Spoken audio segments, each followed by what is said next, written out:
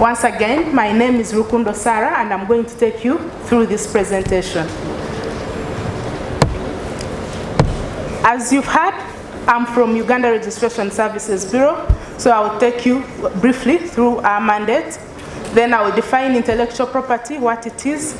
I will tell you briefly about the types of intellectual property that we register, the benefits, some opportunities, the challenges in intellectual property management for businesses, and then I will conclude. So that's CRSB, and that is our mandate.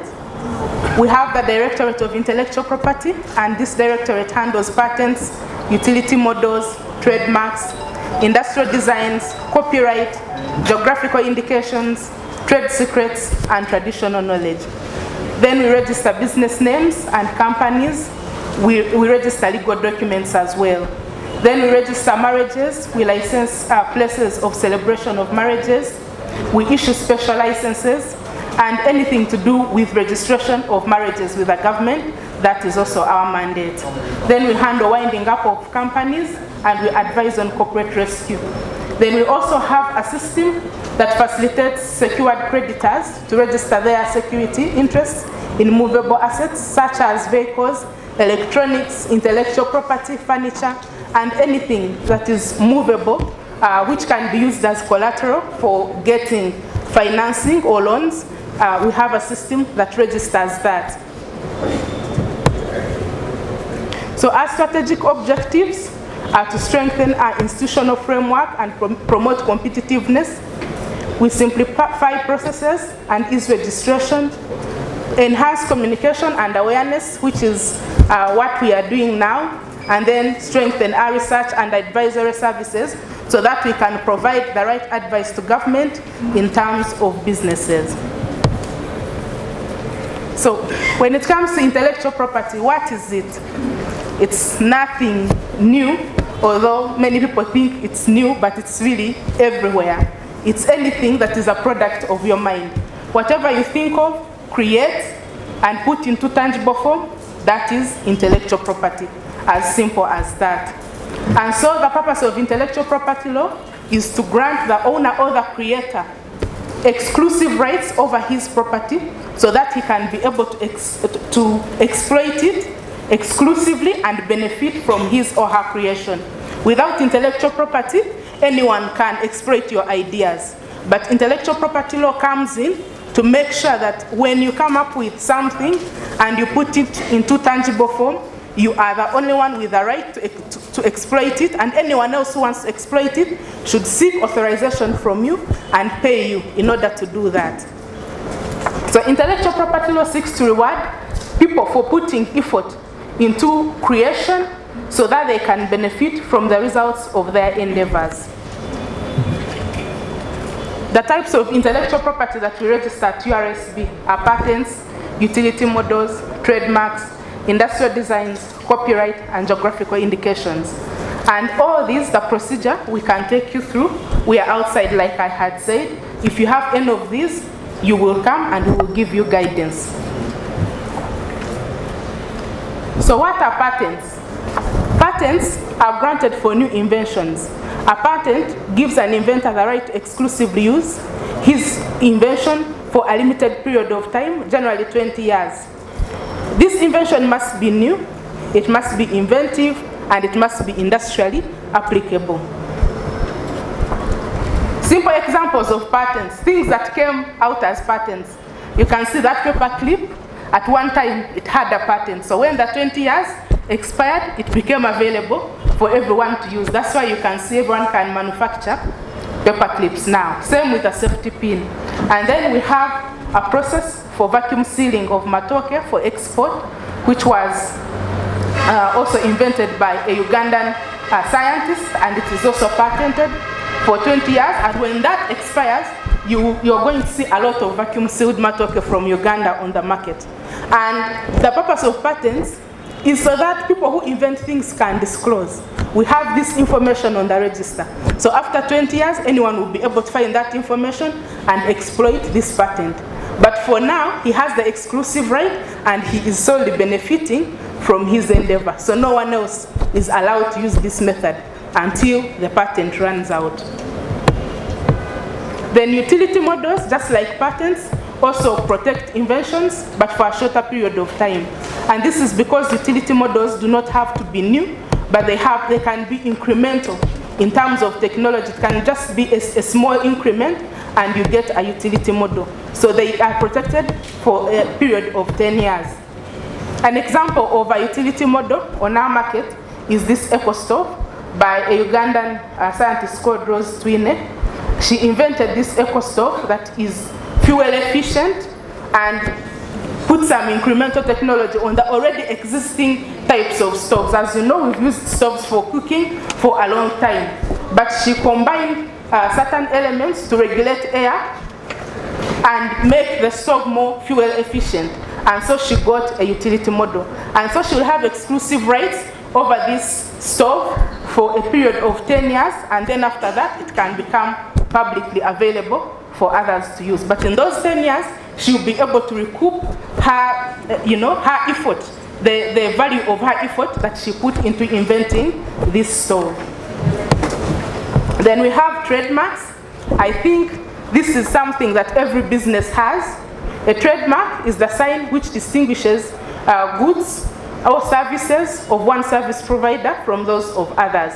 And a trademark can be a symbol, a logo, a color, a name, a phrase, signature, letter, numeral drawing, anything that can differentiate your business. For example, most of you have been asking about the new UNCCI logo. That is the trademark for the UNCCI. And they are typically the only ones who should be allowed to use it. Anyone else who uses it should be using it with their permission. Without their permission, if you use it, then you should be infringing. Then trademark protection ensures that owners of marks have exclusive rights over their trademarks because they identify their goods and services. So if others are allowed to use them, they will confuse their customers in the market.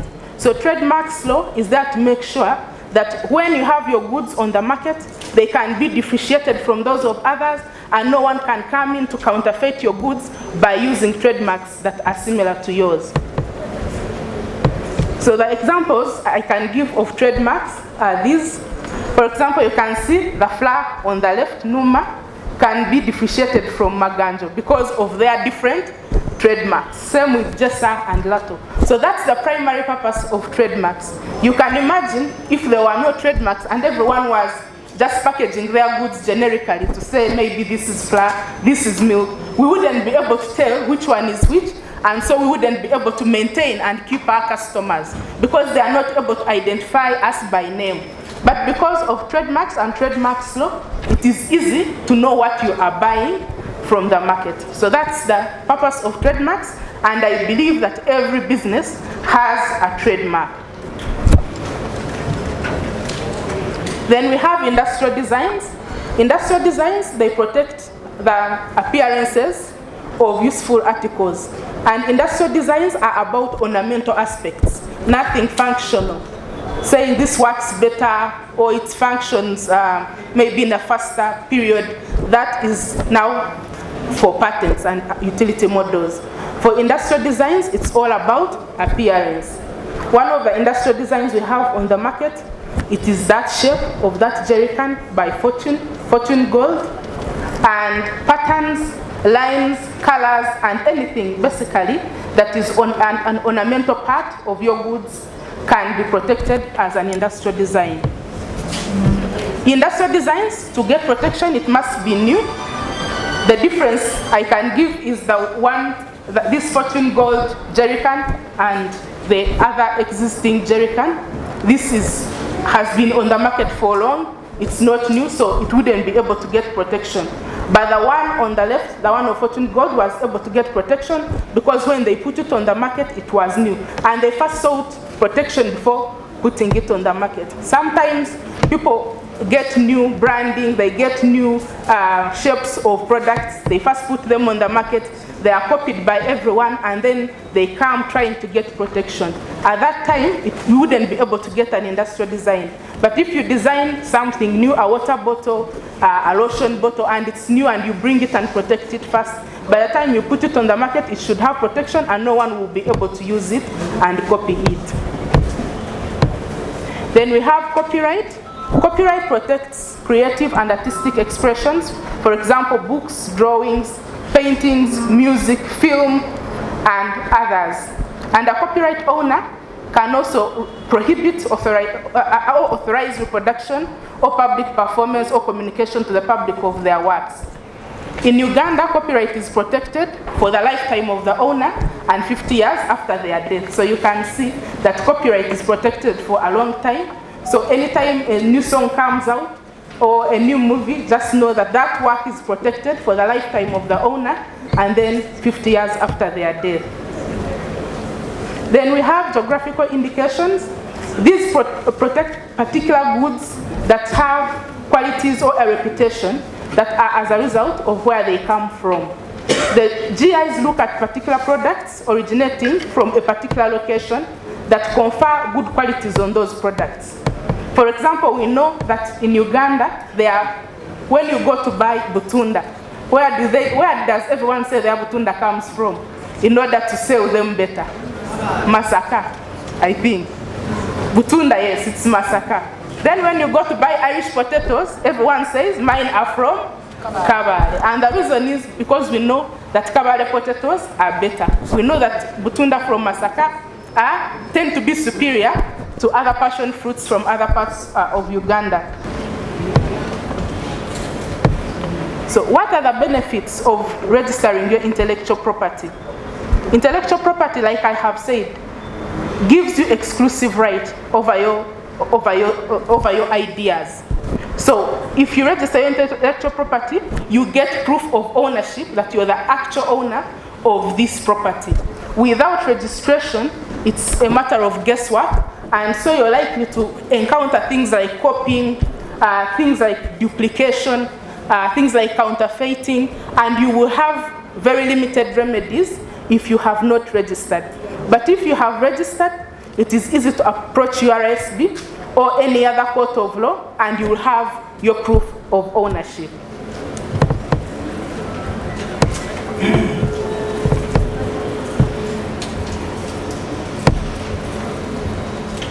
Then what are the opportunities that are available in owning intellectual property, especially if you're registered? One of them is franchising. Franchising is a method of distributing products or services involving a franchisor who establishes a brand, who establishes a system, and goes ahead to authorize others to use the same brand and system, and those people pay him a royalty. For example, if you know that there is already a successful business, let's say you want to start maybe manufacturing plastics, okay? And you know that there is this company that is already successful in that. They could give you a franchise and you could start and build on their brand instead of starting afresh.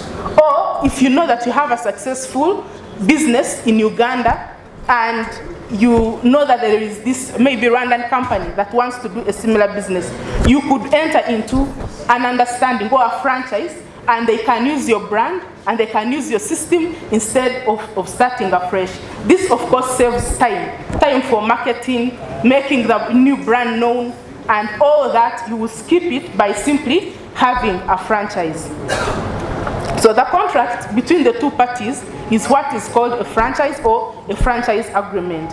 And this is usually for businesses with reputable brands that want extra money and want to expand the reach of their brands. Like the president said again, she said that we should network. And this is part of the reason why we should network. So that if you meet someone who already has something that is booming, instead of starting afresh, you can build on that and you have an understanding, and it's a legal understanding, it is respected by the law, and you can go ahead to invest in an already booming business. Then we have licensing. Licensing is like franchising. You still have to agree with the owner of an existing business, but the difference is that unlike a franchise, in licensing you don't run the business of the franchisor.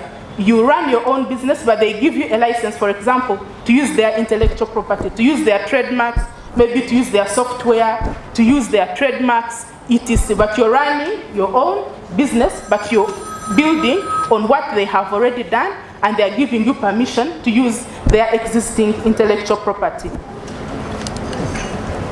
Then we have sales, transfers, or assignments. We see these a lot, whereby companies, if they have brands they no longer use, or they have intellectual property they feel they cannot exploit, they instead transfer it to other people. For example, someone can develop a software, someone can have a patent. Instead of exploiting it themselves, if they see that they don't have the capacity to exploit it, they could just sell it or assign it to someone who is able to exploit it or who is able to run that business. And this is an outright sort of arrangement whereby all the rights that the owner has are now transferred to this person who is buying or who is the beneficiary of the assignment. So businesses that have things like trademarks that they no longer use or patents that they cannot exploit, instead of just keeping them, you would rather have them transferred to another person who will pay you for that. And these assignments are registered as on the intellectual property registers. If it's a trademark, on the trademark register. So there will be a record showing that the trademark someone had was transferred to another person. So this is something that businesses can take advantage of.